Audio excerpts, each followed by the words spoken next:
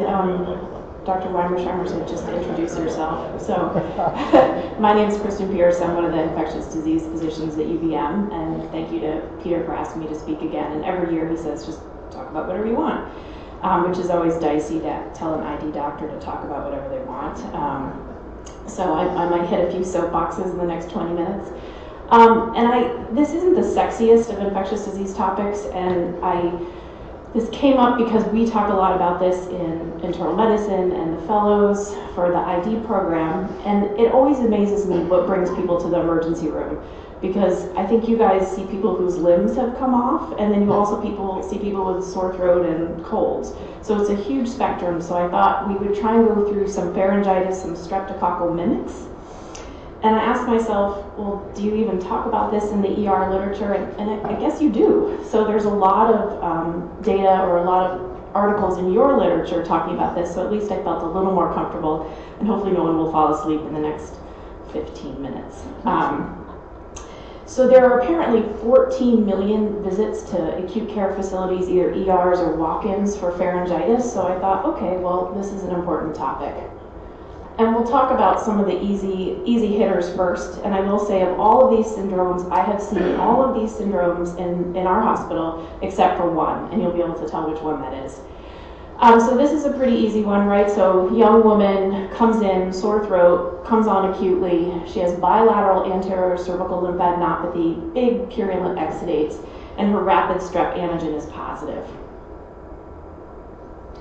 So I don't have the turning, I guess I'll just ask you guys to shout out if you want. This is safe space, no harm, no foul. So you're seeing this person, and she has a history of true anaphylaxis to penicillin.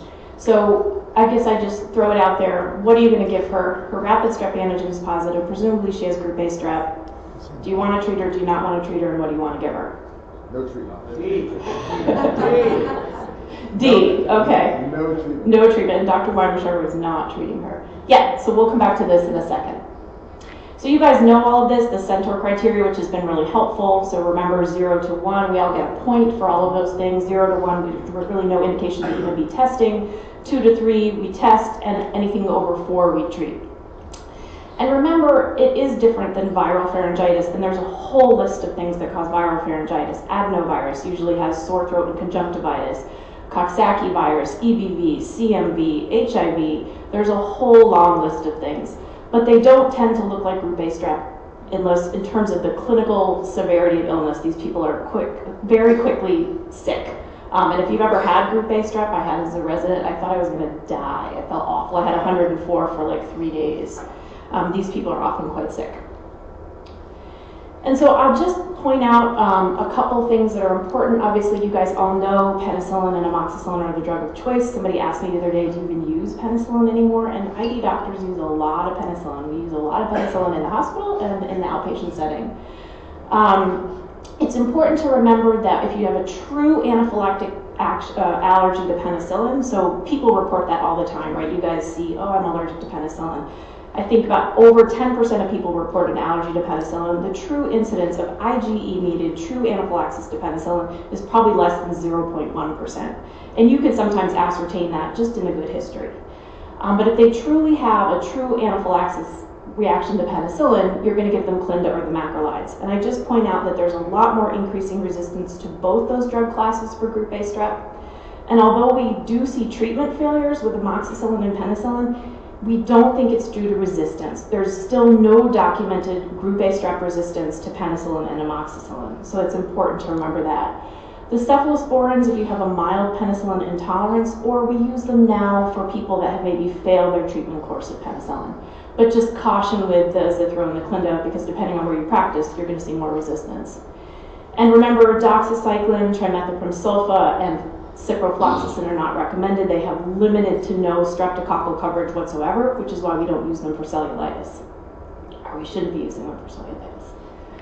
And just remember that there are complications of group A strep, right? Some of them are mild, but some of them are severe. And if anyone does any global health, if you look at sub-Saharan Africa, the most common cause of acute kidney disease in kids in sub-Saharan Africa is post-streptococcal glomerulonephritis, either from strep throat or from secondary skin infection after scabies. So it is something that you will see, especially on a global health perspective. This country less so. And so I just ask you, what if her group A strep antigen and the culture were negative? There's one other particular bacteria that looks just like strep that your antigen would be positive for, and I don't know if anyone knows what that is, or what do you think?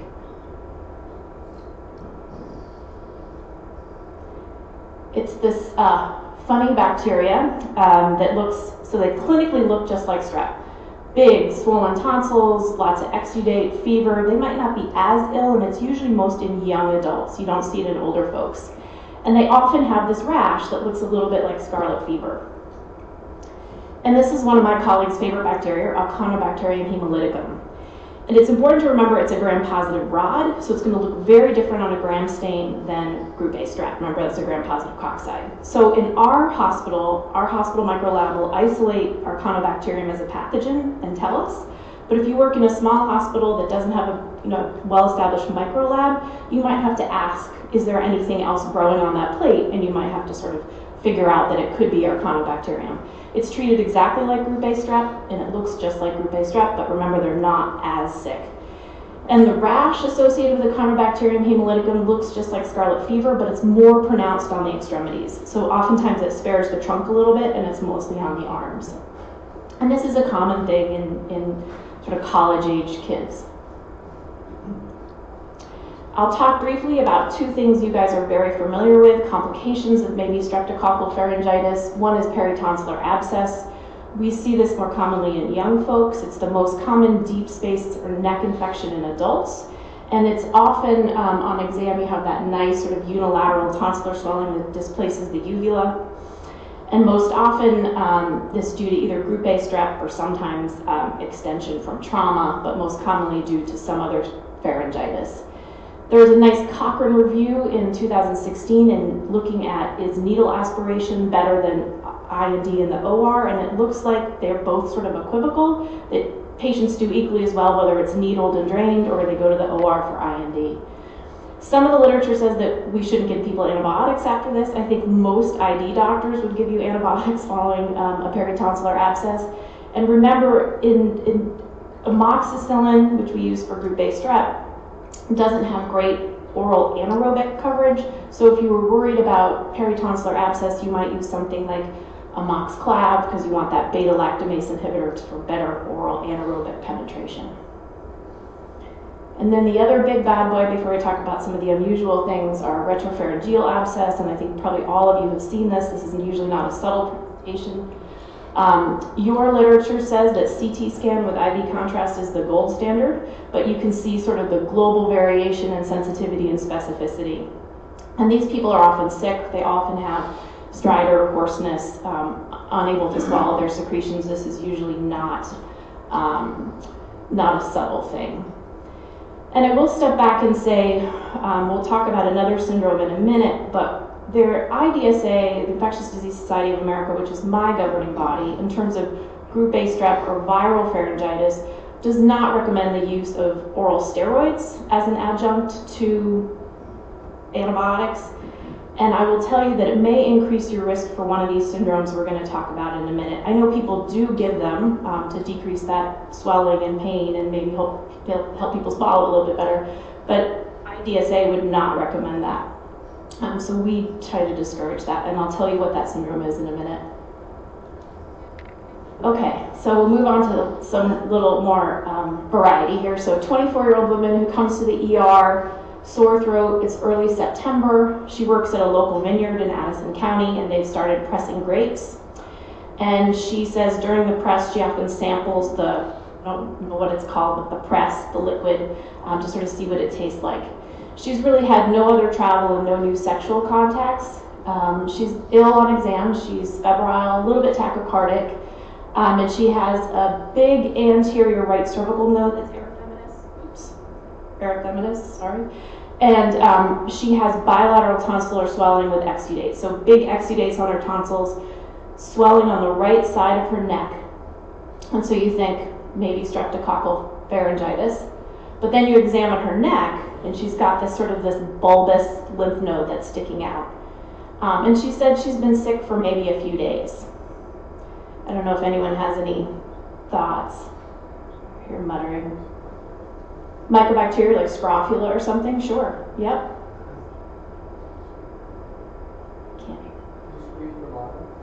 Mono, nope, she didn't get tested for mono. You certainly could, yep.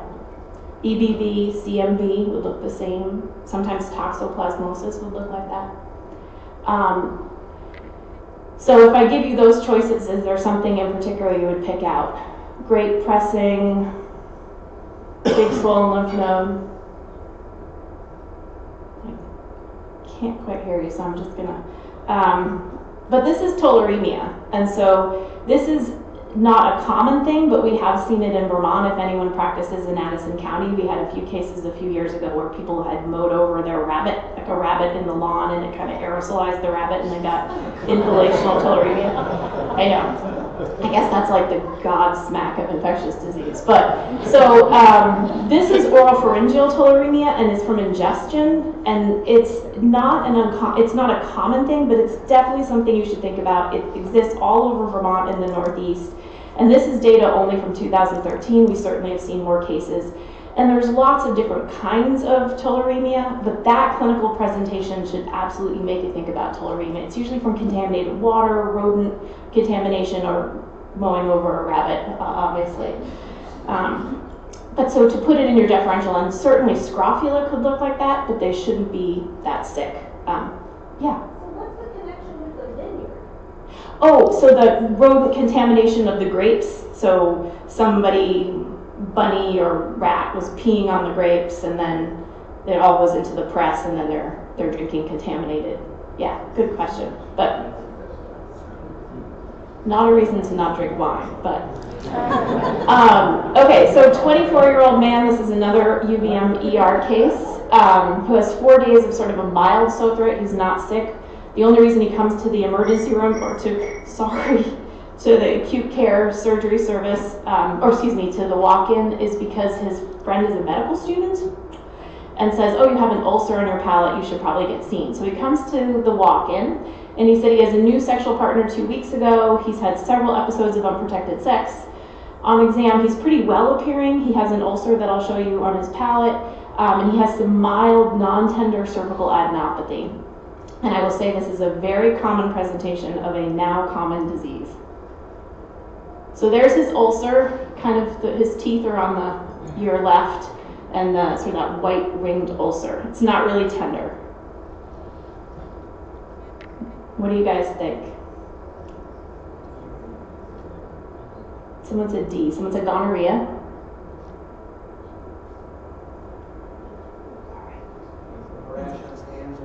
Nope.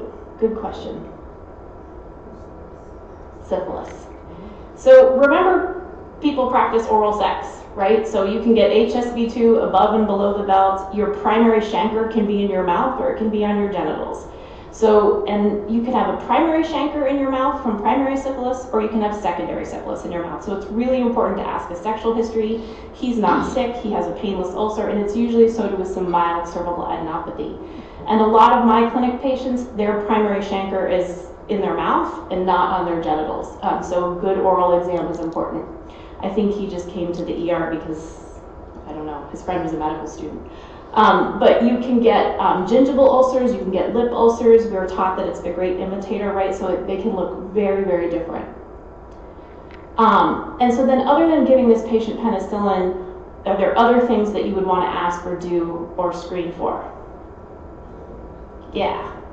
In the interest of time, I'll just go quickly because, so oral HSV can give you pharyngitis, right? Ulcers, sore throat, cervical adenopathy. And new HSV infection increases your risk of HIV acquisition by 3-fold. So really important to think about HIV testing and screening.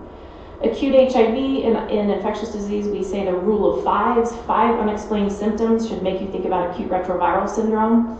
Some people say the rule of 10s, but sore throat, fever, rash that you can't all put together, you should think about acute HIV.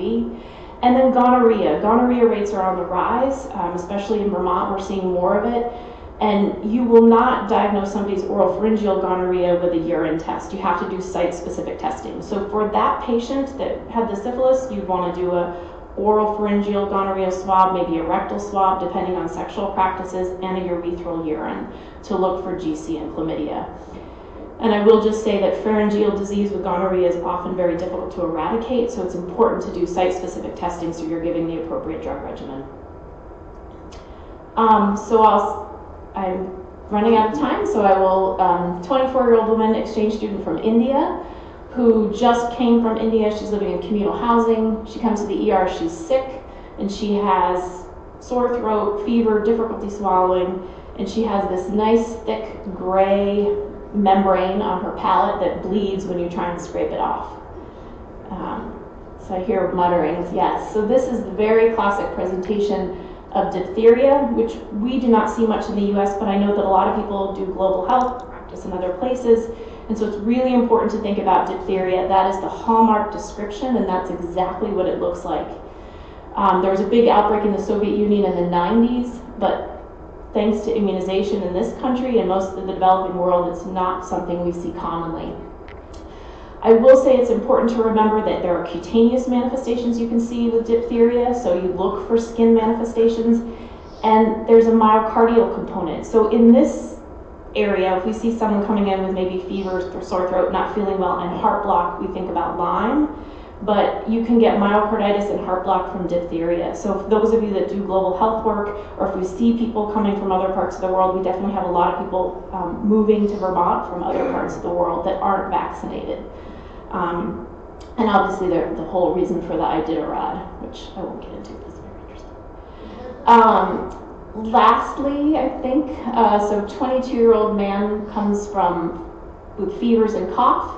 He'd been seen at Student Health a while ago and diagnosed with EBV, and he'd been given steroids as a component of his treatment. So this is a very classic presentation of this disease. It's often people get either strep pharyngitis or EBV or sometimes CMV and then get steroids as part of that component. And he comes in with chest pain and shortness of breath, and he gets a CT scan that shows septic pulmonary emboli. I will say before our IV drug use rates exploded, I think we saw more of this in young people. Most of the time now, if we see a young person in RER or hospital with this, we think IV drug use. But this is Lemierre's syndrome. And there is an association with people who have pharyngitis, either strep pharyngitis or EBV-associated pharyngitis, who get steroids, who have an increased risk of developing septic thrombophlebitis of the jugular vein. And they're often really sick. If you've ever seen anyone with this, it's not subtle. They have horrible chest pain, big fevers. They're often quite ill. And they're usually all bacteremic with the etiologic agent that we love in ID. It's called Fusobacterium necrophorum. And it's an oral anaerobe. And most of these people require weeks and weeks of antibiotics, and then the anticoagulation thing is still up in the air. Some people get anticoagulated and some people don't, and I didn't go into that data. And then lastly, the angina brothers. I think you guys are all familiar with Ludwig's angina, so that's the bilateral cellulitis of the floor of the mouth. Those people are really sick, often require ENT or anesthesia-assisted intubation. And then Vincent's angina, which we don't see much in this country, which is also known as trench mouth. There is some data that says people with HIV are at risk for Vincent's angina. And that picture of that little boy on the far right is sort of the progression of Vincent's angina. If you do any global health, this is something called noma, N-O-M-A, which comes from the Greek meaning to devour. And they lose all of their sort of cartilage and soft tissue over the mouth, and they often are unable to eat and they're unable to be fed, and it's all due to malnutrition, and they often die of this infection, which you will see if you do any global health, especially in sub-Saharan Africa. So that's it. That's all I have to say. This is the table from your literature. I didn't talk about epiglottitis or Kawasaki's. I'm not a pediatrician. I'm not actually sure. There's something about a strawberry tongue, I think, for Kawasaki's, but I can't remember much about it. But I would caution you guys to just make that differential in your head for acute pharyngitis. Please think about GC, think about syphilis. Those are really important things. And remember your non-infectious mimics, lymphoma, Behçet's and Still's in adults, and ask about the penicillin allergy. Just most people do not have a true penicillin allergy. So going and taking a history is really key. And that's it. I think I went over. I'm sorry.